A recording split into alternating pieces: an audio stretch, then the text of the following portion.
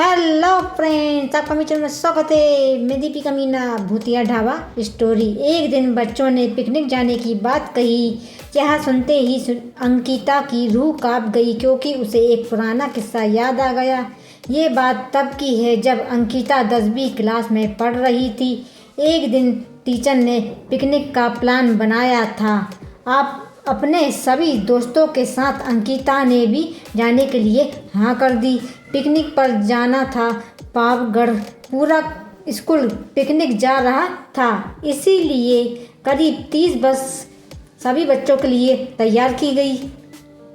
अंकिता अपने दोस्तों के साथ सबसे पीछे वाली बस में बैठ गई।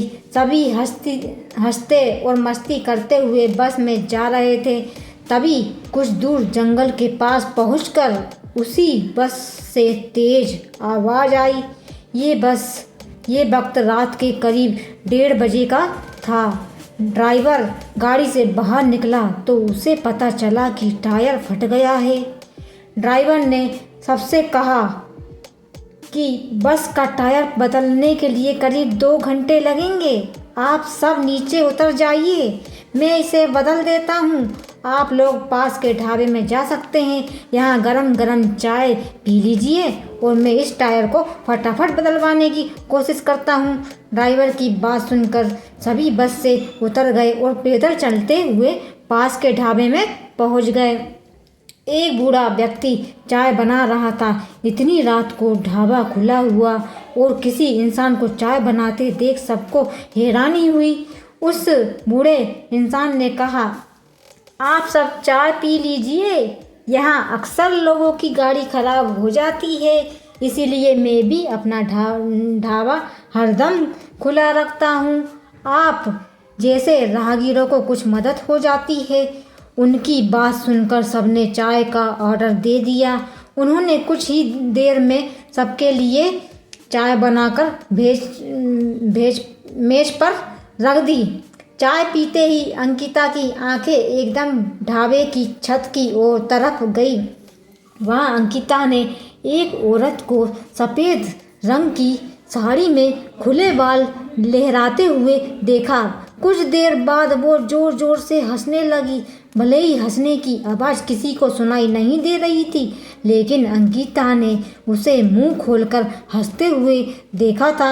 यह सब देखकर अंकिता डर के मारे आंखें नीचे झुका ली। कांपते हुए किसी तरह से अंकिता ने चाय दोबारा पीना शुरू किया ही था कि उसी वक्त जोर जोर से किसी ने चिल्लाने की आवाज़ जंगल की ओर से आने लगी। ढाबे में बैठे सभी बच्चे और टीचर उस आवाज़ को सुनकर डर गए। सबको डरा हुआ देखकर उस बूढ़े इंसान ने कहा, मैं देख कर आता हूँ क्या हुआ है, आप लोग यहीं बैठे रहो। इतना कहकर आवाज़ की तरफ बढ़ गया बूढ़ा आदमी। तभी एक लड़की को खून की उल्टी लगातार होने लगी। उसको देखकर सबकी हालत खराब हो गई। उसी समय एक टीचर ने कहा कि तुम सब आग जलाओ और उसके बगल में बैठ जाओ। सबने मिलकर आग जलाई और गोल घेरा बनाकर बैठ गए। टीचर ने सख्त लहजे में सबसे कह दिया कि अकेले कोई नहीं जाएगा। वैसे भी सब इतना डरे हुए थे कि अकेले कहीं जाने की हिम्मत ही नहीं रही थी। आग के पास बैठे बैठे 3 बज गए। तब कहीं जाकर वो बूढ़ा जंगल से लौटकर आया। उसने बाकी तरफ देखा और कहा कि उस चीख को सब भूल जाना, नहीं तो जीना मुश्किल हो जाएगा। इतना कहकर वह ढाबे के अंदर चला गया। तभी ड्राइवर भी टायर बदलकर बस लेकर ढाबे के पास पहुंचा।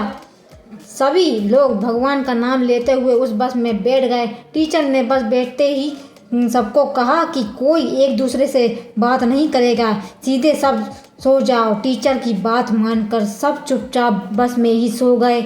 उसके बाद पिकनिक स्पॉट पर पहुंचे और करीब 1 हफ्ते के बाद घूमकर आ गए। पिकनिक में किसी ने दूसरे बस के बच्चे से रात के बारे में कुछ नहीं कहा, क्योंकि टीचर ने मना किया था। दूसरी क्लास वालों को इस भूतिया घटना के बारे में बताया नहीं था। था। बताया आज पिकनिक का नाम सुनते ही यह भूतिया ढाबे की कहानी अंकिता के मन में आ गई और बच्चों को पिकनिक भेजने से उसे डर लगने लगा। कहानी से सीख, बीती घटनाओं को भूल जाना ही अच्छा है, नहीं तो जीवन भर वो घटना डराती रहती है। दोस्तों वीडियो पसंद आई तो लाइक करें, शेयर करें, सब्सक्राइब करें। राधे राधे, जय श्री कृष्ण, हर हर महादेव, जय श्री राम, नमस्कार, धन्यवाद, जय माता दी, राम राम।